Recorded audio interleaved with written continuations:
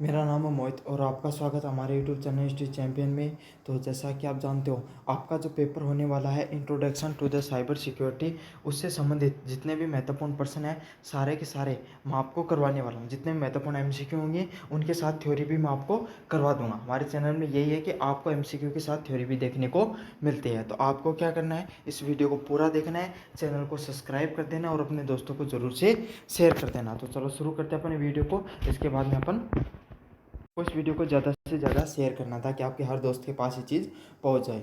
तो चलो शुरू करते हैं अपन यूनिट फर्स्ट से।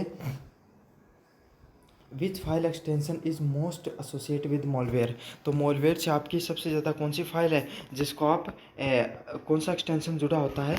तो .exe जो एक्सटेंशन होता है वो आपको मॉलवेयर से संबंधित होता है। तो कौन सा होता है, .exe आपको दिखे तो समझ देना कहीं ना कहीं ये मॉलवेयर से जुड़ा हुआ एक्सटेंशन होता है। वो एक्सटेंशन क्या होता है, कोई भी फाइल होगी ना, वो उसके लास्ट में जो लगा होता है उससे पता चलता है कि वो फाइल किसकी है। जैसे .pdf लगा हुआ है तो आपको वो PDF की फाइल है, .doc लगा हुआ होता है, MS वर्ड की फाइल है, .jpg लगा हुआ तो मतलब पिक्चर वाली फाइल है। तो ये इससे ये पता चलता है कि कौन सी फाइल है। तो .exe है तो इसका मतलब समझ लेना कि कोई ना कोई टाइप वायरस का ही टाइप होता है।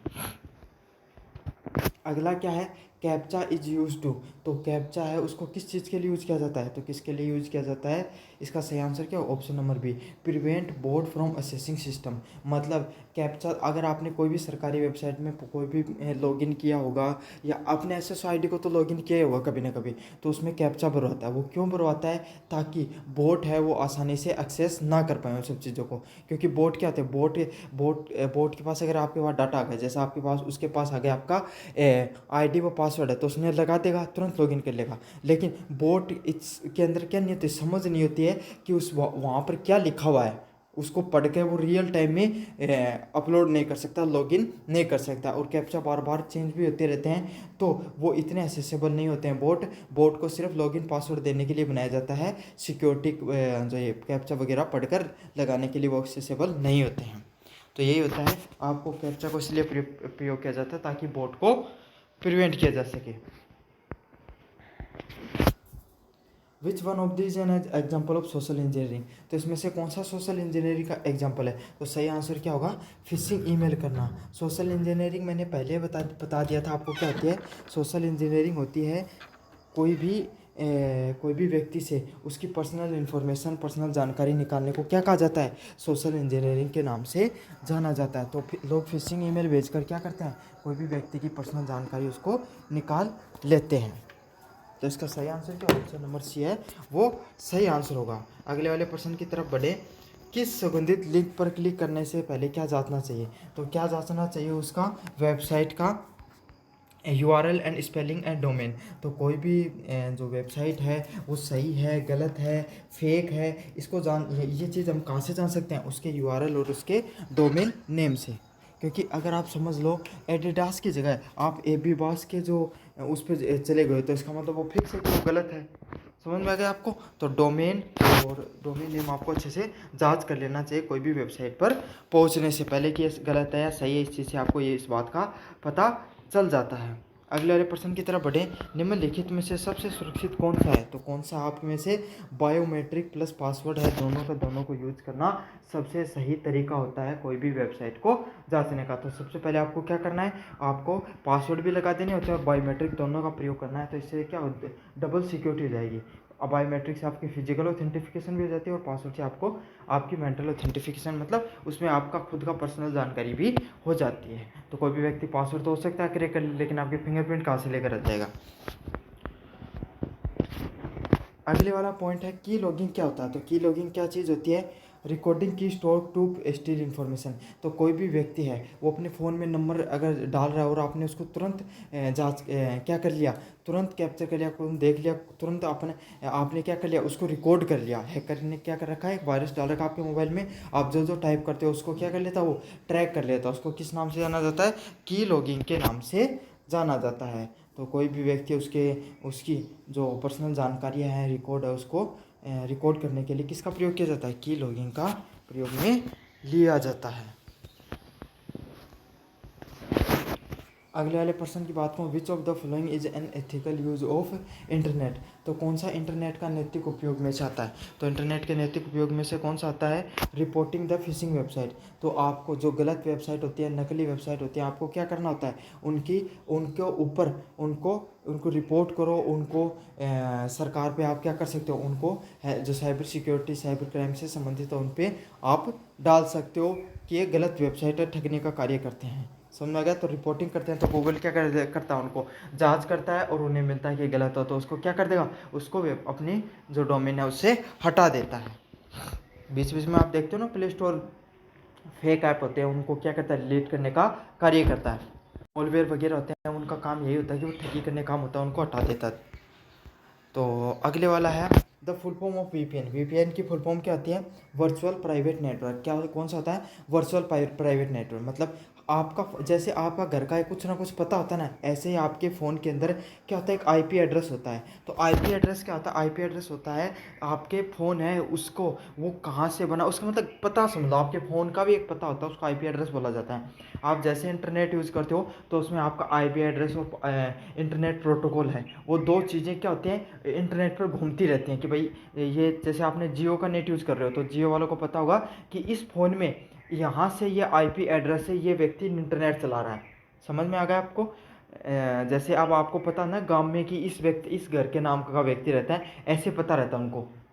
अब क्या करते हैं? आपने अगर वीपीएन का यूज़ कर लिया ना, तो वीपीएन का यूज़ क्या होता है? Virtual private network. इससे क्या होता है? आपका ओरिजिनल आईपी एड्रेस है ना, वो नहीं दिखाता, दूसरी जगह का आईपी एड्रेस दिखाता है। तो इससे क्या होता है? पता नहीं चल पाता है कि आप जो इंटरनेट यूजर इंटरनेट तो यूज़ कर रहा है, लेकिन वो कौन सा यूज़ कर रहा है। तो वीपीएन पे जितने भी नेटवर्क पे, वीपीएन पे जितने भी लोगों ने रजिस्टर कर रखा है, तो आपस में इंटरचेंज हो जाते हैं। जैसे आपके दोस्त का घर का पता था, वो आपका दिखा दिया, और आपके दोस्त को किसका दिखा दिया? किसी उसके रिश्तेदार का दिखा दिया। ऐसे समझ लो। तो इससे पता नहीं चलेगा ना कि वास्तविक कौन है इसमें से। तो यही करता है ये, इसका काम इसीलिए होता है, वर्चुअल प्राइवेट नेटवर्क के नाम से इसको जाना जाता है। Which is the best way to update the antivirus software. तो एंटीवायरस सॉफ्टवेयर को अपडेट करने का सबसे अच्छा तरीका क्या होता है? Through the internet automated update. तो इंटरनेट के थ्रू आप ऑटोमेटेड अपडेट को कर सकते हो। देखो, आप कोई भी अपडेट वगैरह मोबाइल में अपन क्या कर देते हैं? ऑफ कर देते हैं, या लैपटॉप में भी या कंप्यूटर में भी ऑफ कर देते हैं। लेकिन कंप्यूटर में आपको अपडेट करना बहुत ज़रूरी होता है। क्यों? इंटरनेट, अगर आप कोई भी सॉफ्टवेयर को अपडेट करते हो ना, तो उसका क्या फ़ायदा होता है? उससे आपके फ़ोन के अंदर जो आपने सॉफ्टवेयर डाल रखा है ना, उस सॉफ्टवेयर में पहला जो पुराना सॉफ्टवेयर था उसको क्या हो सकता है? उसमें कोई बग आ गए हों। कोई बग क्या होते हैं? करप्ट हो जाते हैं ऐप वगैरह, या फिर कोई हैकर वगैरह क्या कर लेते हैं? उनकी कोई सिक्योरिटी में कमी होती है, उसको जांच लेते हैं। तो वो क्या करते हैं, जो टीम काम करती है उसको इम्प्रूव करती रहती है। इसलिए बार बार चीज़ों को अपडेट करते रहना बहुत ज़्यादा ज़रूरी रहता है। समझ में आ गया? और हमेशा अपडेट करके कहाँ से करना चाहिए? थर्ड पार्टी के बजाय ऑथेंटिकेटेड ऐप से ही करना चाहिए। How often should you change your password identically. आदर्श रूप से आपको पासवर्ड को कितनी बार बदलना चाहिए? तो हर 6 महीने में आपको एक बार पासवर्ड उसको बदल देना चाहिए, क्योंकि काफ़ी बार पासवर्ड चुरा लिए जाते हैं। तो आपको 6 महीने में एक बार पासवर्ड उसको बदल लेना चाहिए। ये थी अपनी यूनिट फर्स्ट को रिवाइज कर लिया। अब अपन यूनिट नंबर सेकंड की तरफ पढ़ेंगे।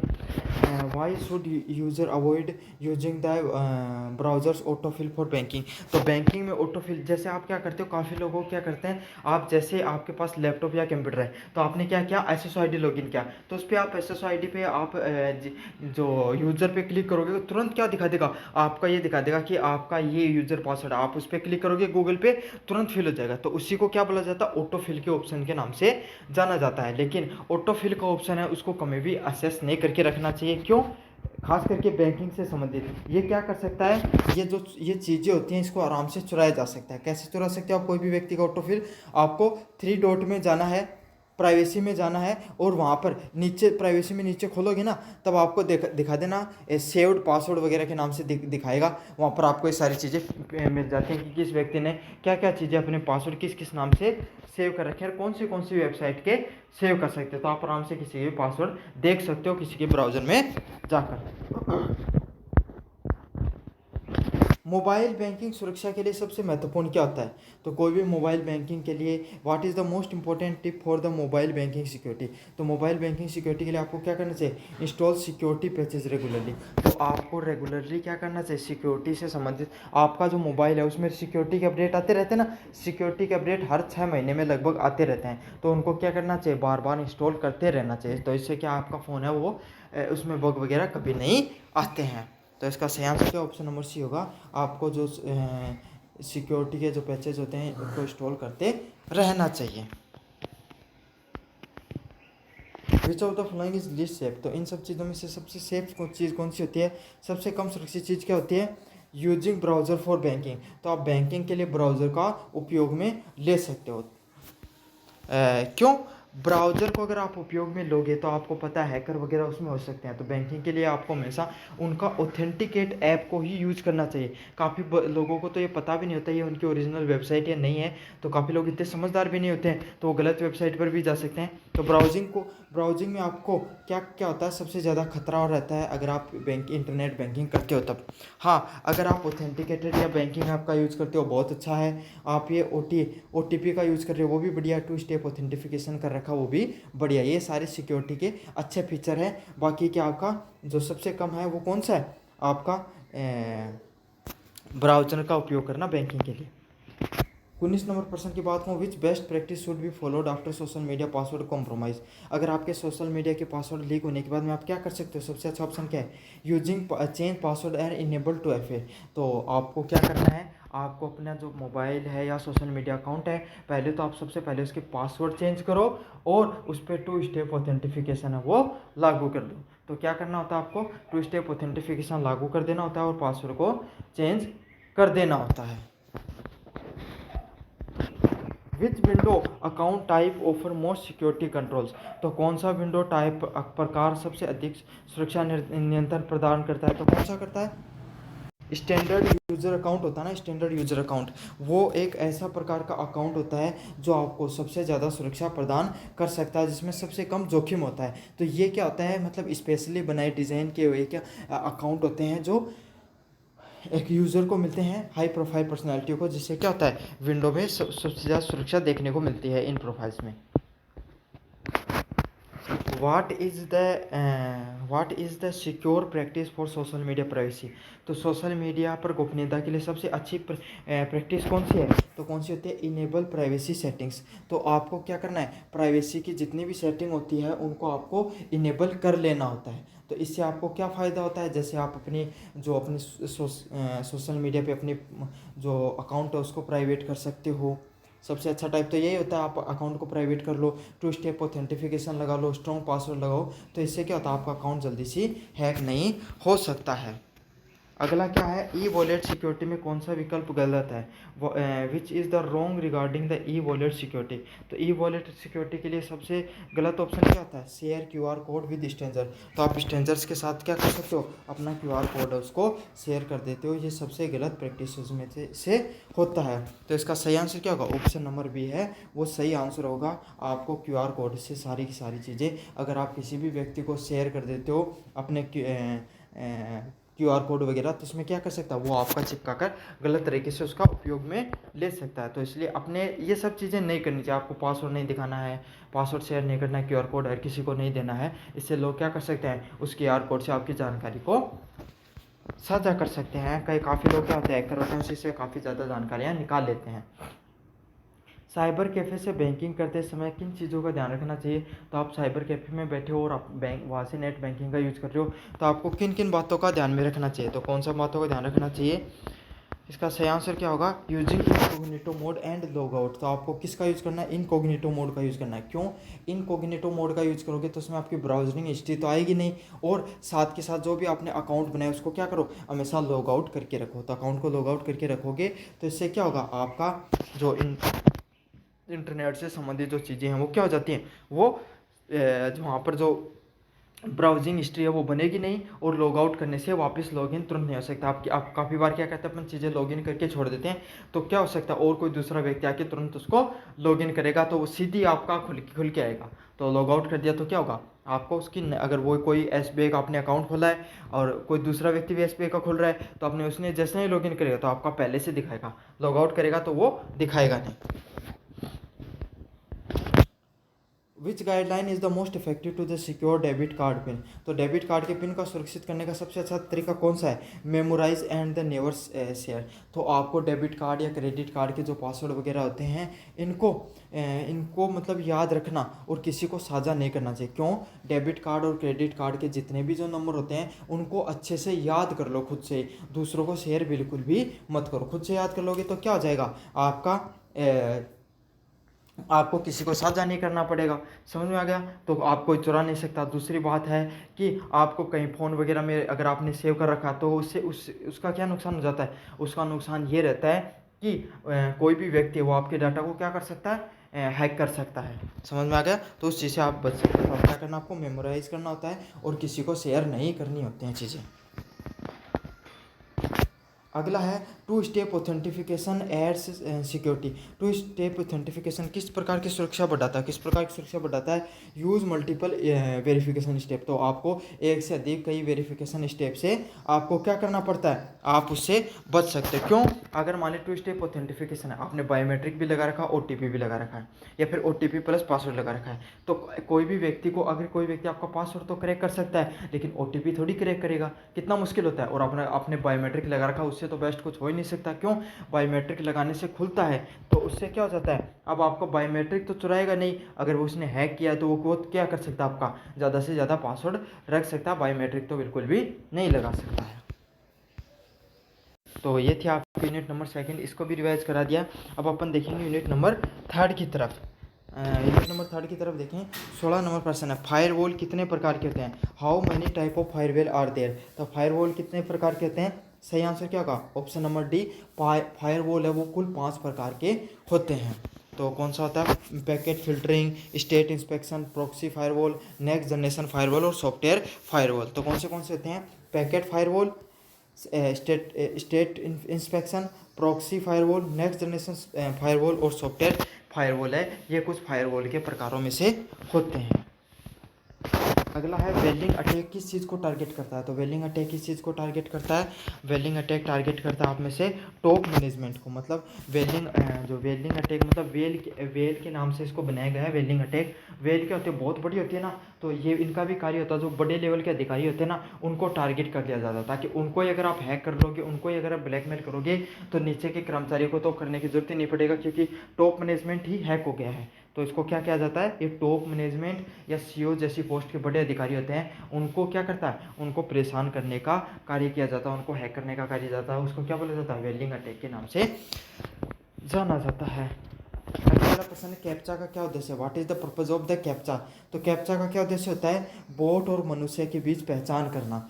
तो उस पे कैप्चा का क्या कार्य होता है, बोट और मनुष्य के बीच में पहचान करना। क्यों, बोट है वो आपके यूजर पासवर्ड तो डाल सकता है लेकिन रियल टाइम में चेंज होने वाले नंबर को वो नहीं पहचान सकता है। समझ में आ गया, बोट की यही खासियत होती है, क्योंकि उसमें फिक्स मतलब बोट होते हैं जिनको आप फिक्स प्रॉम्प्ट दिया जाता है कि आपको इतना ही कार्य करना है, वो रियल टाइम में चीज़ों को नहीं पहचान सकते हैं। तो ये होता है बोट और मनुष्य में पहचान करने के लिए किसका उपयोग किया जाता है, आपको कैप्चा का उपयोग में लिया जाता है। 0 डे अटैक को किस नाम से जानते हैं, नए और अज्ञात हमला जिसका कोई पेच नहीं है। मतलब 0 डे साइबर अटैक कौन सा होता है जिसमें कि क्या होता है, नए और अज्ञात हमला जिसका कोई लेना देना ही नहीं था। समझ में आ गया, तो एक नया प्रकार का हमला है जिसका और पहले से कभी किसी ने हमला नहीं किया, पहली बारी फ्रेश हमला हुआ, उसको क्या कहा जाता है, 0 डे अटैक के नाम से जाना जाता है। एक नया प्रकार का हमला होता है। HTTPS के उपयोग से क्या होता है, HTTPS के उपयोग से जब HTTPS का उपयोग करते हैं तो उससे आपका डाटा है वो इनक्रिप्ट हो जाता है। समझ में आ गया, आपका डाटा वो कैसा होगा, इनक्रिप्ट होगा। मतलब आपने कोई भी चीज़ सूचना को आपने उसमें मतलब आपने कोई ब्राउजिंग हिस्ट्री रखी तो इसको इनक्रिप्ट कर दिया जाए, वो कोड में चेंज हो जाती है, ऐसे कैसे नहीं दिखाई देती है। और कोड को क्रैक करना हर व्यक्ति के बस की बात नहीं होता है। अगले वाले प्रश्न की तरफ बढ़ूँ मैं। सोशल इंजीनियरिंग हमले का सबसे अच्छा कौन से तरीके से रोका जा सकता है? तो सोशल इंजीनियरिंग का जो हमला होता है उसको रोकने के लिए आप क्या कर सकते हो? Social engineering attacks can best be prevented by, तो कौन सा तरीका बेस्ट है जिससे आप सोशल इंजीनियरिंग के अटैक को प्रिवेंट कर सकते हो? तो कौन सा? Awareness and tracking. तो सोशल इंजीनियरिंग क्या होती है कि कोई भी व्यक्ति से पर्सनल जानकारी निकाल ली, उसकी व्यक्तिगत जानकारी को चुरा कर उसको क्या कर दिया, उसको परेशान किया जा रहा है, उसको सोशल इंजीनियरिंग अटैक के नाम से जाना जाता है। तो इस प्रकार के अटैक से किस प्रकार से रोका जा सकता है? लोगों को अवेयर करो, लोगों को जानकारी दो कि आपको इस प्रकार के अगर फेक कॉल आए, फेक मैसेज आए तो उसमें क्या क्या चीज़ें मांगी जाएंगी, आपको नहीं देना होता है। तो देखना बैंक भी आपको बार बार मैसेज करता रहता है ना, कि बैंक का कोई भी अधिकारी आपके पास कभी भी फ़ोन या कॉल नहीं करता है। समझ में आ गया? तो इसको क्या कहा जाता है? सोशल इंजीनियरिंग अटैक के नाम से जाना जाता है। अगले वाला क्या है? टेल गेटिंग अटैक में क्या होता है? What happen in tailgating attack. तो टेल गेटिंग अटैक में क्या होता है? बिना अनुमति के किसी के साथ साइबर सुरक्षा के साथ सुरक्षा द्वार में घुसना। तो टेल गेटिंग अटैक होता है जिसमें आपके पास कोई अनुमति नहीं होती है और उसके बिना ही आप क्या कर सकते हो? किसी में घुस जाते हो। मतलब सोशल इंजीनियरिंग को ही टेल गेटिंग का एक उपयोग बताया जाता है। तो किसी की पर्सनल इन्फॉर्मेशन वगैरह प्राप्त करते हो आप इसके माध्यम से। 23 नंबर प्रश्न की बात करूँ, डीएनएस स्पूफिंग क्या है? तो डीएनएस स्पूफिंग क्या होता है? डीएनएस को रीडायरेक्ट करके यूज़र को नकली वेबसाइट पर भेजना। तो डीएनएस क्या होता है? डीएनएस स्पूफिंग होता है कि आप कोई भी व्यक्ति होते हैं उसके डीएनएस को रीडायरेक्ट करके उसको नकली वेबसाइट पर, मतलब आपने कोई सही वेबसाइट जैसे सरकारी रिजल्ट .com है, अब उसके जैसी नकली वेबसाइट किसी ने बना दी और आप क्या करें? आप गए तो सरकारी रिजल्ट पे थे, आपने क्लिक किया लेकिन पहुंच गए आप किसी नकली वेबसाइट पे। तो काफ़ी बार आप कोई वेबसाइट खोलते तो जैसे मूवी डाउनलोड करने वाली वेबसाइट आप खोलते हो, है ना? तो उसमें आपने क्लिक किया, क्लिक करते आप किसी दूसरी वेबसाइट पे पहुंच जाते हो। तो उसी को क्या बोला जाता है? डीएनएस स्पूफिंग के नाम से बोला जाता है। समझ में आ गया? वो ऐड दिखाते हैं या कोई नकली वेबसाइट पे आपको भेज देते हैं, उसको क्या जाता है? डीएनएस रीडायरेक्ट के नाम से जाना जाता है। आप पहुंचना तो कहीं और चाहते थे लेकिन उसने इनडायरेक्ट रूप से आपको कहीं और पहुंचा दिया है। अगले वाला प्रश्न, एक अच्छा पासवर्ड होना चाहिए। तो एक अच्छा पासवर्ड में क्या क्या चीज़ें होती हैं? लंबा, जटिल व अद्वितीय। मतलब एक लंबा होगा, वो जटिल होगा, मुश्किल होगा और उस जैसा पासवर्ड पहले किसी का नहीं होगा। तो मुश्किल पासवर्ड होना चाहिए, मतलब लंबा पासवर्ड का अर्थ यही होता है। तो इसका सही आंसर क्या होगा? ऑप्शन नंबर वो सी आंसर होगा। एक तो मुश्किल होगा, जटिल होगा और ऐसा होगा जिसको आप जल्दी से क्रैक नहीं कर सकते हो। तो इसको क्या बोला जाता है? आपको एक अच्छे पासवर्ड की श्रेणी में रखा जाता है। 25 नंबर प्रश्न की बात करूँ, साइबर क्रिमिनल अक्सर किस तकनीक का उपयोग में लेते हैं? तो cyber criminal often use which technique. तो साइबर क्रिमिनल कौन सी तकनीक का यूज़ करते हैं? तो इसका सही आंसर क्या होगा? ऑप्शन नंबर सी है, सोशल इंजीनियरिंग तकनीक है उसका उपयोग में लेते हैं आपके सामने साइबर इंजीनियर्स। तो साइबर इंजीनियर्स किसका प्रयोग करते हैं आपके सामने? सोशल इंजीनियरिंग की जो तकनीक होते हैं उनका उपयोग में लिया जाता है आपको साइबर अटैक्स को बचाने के लिए। तो इसका सही आंसर क्या? ऑप्शन नंबर सी है, वो सही आंसर होने वाला है। समझ में आ गया आपको? सोशल इंजीनियरिंग की तकनीक जो साइबर क्रिमिनल्स होते हैं वो प्रयोग लेते हैं कोई भी इंसान की पर्सनल जानकारी वगैरह निकालने के लिए। तो ये हो गया आपका जो यूनिट नंबर 3 है उसका भी रिवीजन करा दिया। आप बढ़ेंगे अपन यूनिट नंबर 4 की तरफ। कौन सा है इसमें के निम्नलिखित में से कौन सा डिफेंसिव प्रोग्राम की विशेषता होती है? Which of the following is a feature of the defensive program. तो कौन सी उसमें से फीचर होता है डिफेंसिव प्रोग्राम की? संभावित त्रुटियों को पहले से पहुंचाना, एंटिसिपेटिंग द पोटेंशियल एरर। तो कौन से प्रकार के एरर्स होते हैं उसको पहले से पहचान लेना कौन सी तकनीक का आता है? डिफेंसिव पोटेंशियल एरर का आता है। मतलब कोई भी सॉफ्टवेयर है, कोई भी वेबसाइट है, उस पर किस प्रकार के बग आ रहे हैं उसको पहले से ही पहुंचा लिया कि मतलब ये वही सिक्योरिटी में कमियां हैं, उसको पहले से पहचानो और इनको दूर कर लो। जैसे ये तो हाई लेवल का एग्जांपल, एक मैं आपको अच्छा एग्जांपल बताऊं। आपने अगर 2 स्टेप ऑथेंटिफिकेशन नहीं कर रखा अपने सोशल मीडिया अकाउंट पे तो आप क्या करोगे? उसको लागू कर दोगे, ताकि क्या हो जाएगा? आपने डिफेंसिव प्रोग्रामिंग की है, आपने पहले पहचान लिया कि भैया मुझे 2 स्टेप ऑथेंटिफिकेशन चालू कर देना चाहिए। इससे क्या मेरा सोशल मीडिया का अकाउंट है वो हैक नहीं हो सकता, वो ज़्यादा प्राइवेट रहेगा आपका।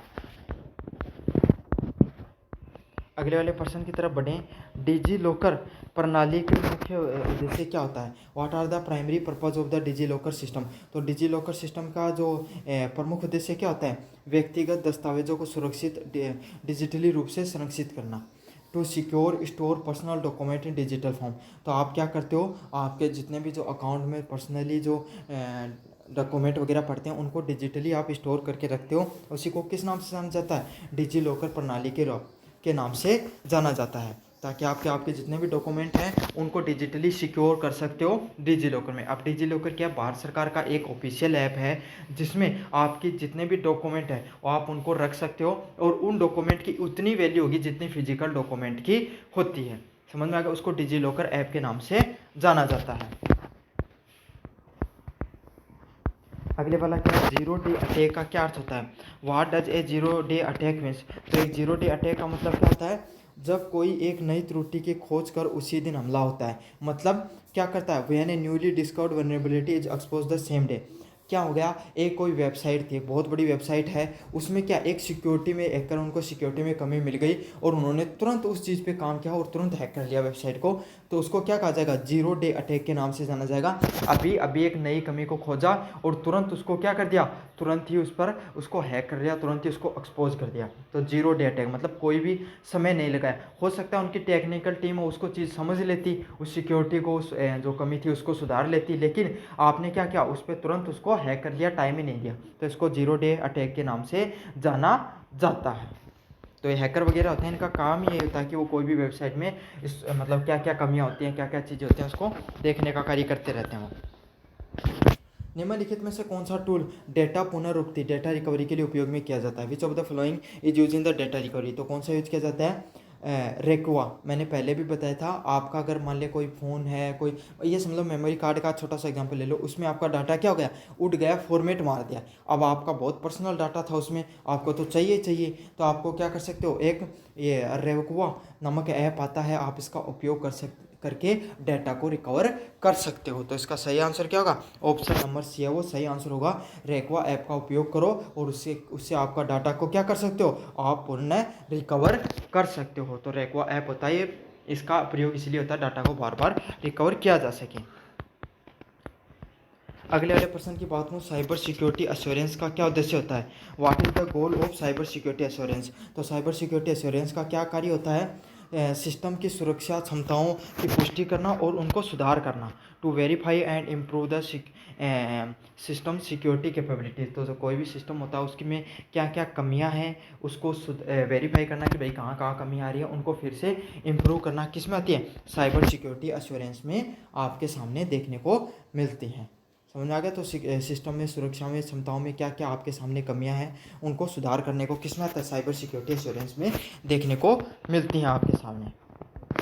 अगले वाला प्रश्न है, हनी पोट का उपयोग किसके लिए किया जाता है, what is the purpose of honey pot. तो हनी पोट का आप किस में यूज़ करते हो, तो इसका सही आंसर क्या होगा, हनी पोट का सही आंसर होगा, आप हनी पोट जैसे क्या समझ लो, हनी पोट को ऐसे समझ लो कि हैकर है, वो क्या करता है, आपको हैक कर रहा है, लेकिन कोई साइबर क्राइम का जो पुलिस में है, साइबर क्राइम से उसने हैकर को ही हैक कर लिया, उसी को हनी पोट को समझा जा रहा है। मतलब ऐसे समझ लो, मधुमक्खी है, मधुमक्खी क्या करते हैं, शहद लेकर आती हैं, लेकिन नकली शहद रख दिया उस मधुमक्खी को पकड़ने के लिए, तो उसको क्या कहा जाता है, हनी पोट के नाम से जाना जाता है। पोट मतलब घड़ा, हनी मतलब शहद, नकली हनी रख रखा है उस हैकर वगैरह को फंसाने के लिए। तो ये हैकर को फंसाने के लिए नकली सिस्टम को बनाना किस नाम से जाना जाता है, आपको हनी पोट के नाम से जाना जाता है, मोस्ट इंपॉर्टेंट है। वेब एप्लीकेशन फायरवॉल, WAF का क्या तात्पर्य होता है, तो वेब एप्लीकेशन फायरवॉल का क्या तात्पर्य होता है, वेबसाइट पे होने वाले एप्लीकेशन स्तर के हमलों को रोकना। तो prevent application level attack on website, तो कोई भी वेबसाइट है उस पर जितने भी हमले हो रहे हैं, मतलब कोई संभावित हमला हो सकता है, कोई भी हैकर को कोई कमी मिल जाए, तो उसको रोकने के लिए आपको WAF प्रोटोकॉल को यूज़ किया जाता है। समझ में आ गया आपको कि जो साइबर सिक्योरिटी से सिक्योर करने के लिए इन हमलों को रोकने का कार्य किया जाता है। अगले वाले प्रश्न की बात करूँ, सिक्योर डिलीट का क्या मुख्य उद्देश्य है, what is the main purpose of secure delete. तो इसका क्या उद्देश्य होता है, डेटा को स्थायी रूप से मिटाना ताकि पुनः प्राप्त न किया जा सके। तो सिक्योर डिलीट ऑप्शन होता है जिसमें आप क्या कर, देखो आप अगर आपने कोई भी चीज़ को फॉर्मेट मारा ना, तो आप क्या कर सकते हो, उसको फिर से रिकवर कर सकते हो, लेकिन अगर आपने सिक्योर डिलीट कर दिया तो इसका अर्थ क्या होगा, वो कंप्लीटली डिलीट हो गया, उसको फिर से रिकवरी नहीं की जा सकती है। समझ में आ गया। काफ़ी बार क्या करते हैं, जैसे आपका एक लैपटॉप था ख़राब होने के, तो आपने क्या करा, पूरा डाटा को उड़ा दिया उससे, लेकिन हैकर तो बहुत समझदार होते हैं, वो क्या करते हैं, वो पूरी तरीके से आपका जो डाटा उसके अंदर होता है पूरी तरीके से डिलीट नहीं होता है, उसको वो रिकवर कर लेते हैं बैकअप के द्वारा या किसी और चीज़ के द्वारा। लेकिन अगर आपने सिक्योर डिलीट कर रखा है तो वो डाटा कभी भी रिकवर नहीं हो सकता है। 24 नंबर प्रश्न की बात करें, निम्नलिखित में से कौन सा सेंसिटिव इन्फॉर्मेशन को नष्ट करने के लिए उपयुक्त होता है, तो इसका सही आंसर क्या होगा, विनरेर। विनरेर है इस ये जैसे टूल होते हैं, इनको पूरी तरीके से डाटा को क्या किया जा सकता है, पुनः प्राप्त किया जा सकता है। तो विनरेर नामक ऐप होते हैं, इनसे आपका कोई भी डाटा है वो उड़ गया है तो आप क्या कर सकते हो, उस डाटा को पहले फिर से रिकवर कर सकते हो। तो ये सॉफ्टवेयर वगैरह होते हैं, विनरेर सॉफ्टवेयर वगैरह को आप उपयोग करके फिर से डाटा को अच्छे से रिकवर कर सकते हो। तो इसका सही आंसर ऑप्शन नंबर ए होगा। 25 नंबर प्रश्न की बात करूँ, आईटी अधिनियम आईटी 2000 में संशोधन किस वर्ष किया गया था और जिसमें साइबर आतंकवाद भी जोड़ा गया था, तो इसका सही आंसर क्या होगा, ऑप्शन नंबर ए। मैंने बताया ना साइबर आईटी एक्ट आया 2000 में था लेकिन उसको अमेंडमेंट कर दिया गया कब, 2008 के अंदर उसका अमेंडमेंट कर दिया गया था, उसमें और बदलाव किए गए, नई चीज़ें जोड़ी गई थी। तो 2000 के अंदर तो क्या किया गया था, अगर कोई साइबर फ्रॉड करता है तो वो एक साइबर माना जाएगा। जो डिजिटली दस्तावेज होते हैं वो भी फिजिकल दस्तावेज के बराबर होते हैं, डिजिटल सिग्नेचर को मान्यता दी गई थी। तो ये कुछ आई टी एक्ट 2000 में थी। लेकिन जैसे जैसे वक्त बदलता गया, इंटरनेट बहुत ही ज़्यादा लोगों तक पहुंचा तो और ज़्यादा साइबर क्राइम हो गए। तो क्या हुआ, उन सब चीज़ों को सही करने के लिए आईटी एक्ट 2008 है उसको बनाया गया ताकि ज़्यादा से ज़्यादा चीज़ें हैं वो साइबर क्राइम से संबंधित चीज़ें कवर की जा सकें। तो इसका अमेंडमेंट कब देखने को मिला आपको, आईटी एक्ट 2008 में आईटी एक्ट 2000 का क्या संशोधन देखने को मिला, उसमें और नई धाराओं को जोड़ा गया और नए क्राइम को जोड़ा गया है। तो ये है आपका जो पेपर होता है introduction to the cyber security, इससे संबंधित जितने भी महत्वपूर्ण एमसीक्यू थे मैंने सारे के सारे आपको करवा दिए हैं। और अपने दोस्त को ज़ोर से शेयर करना, चैनल को ज़ोर से सब्सक्राइब करना। धन्यवाद।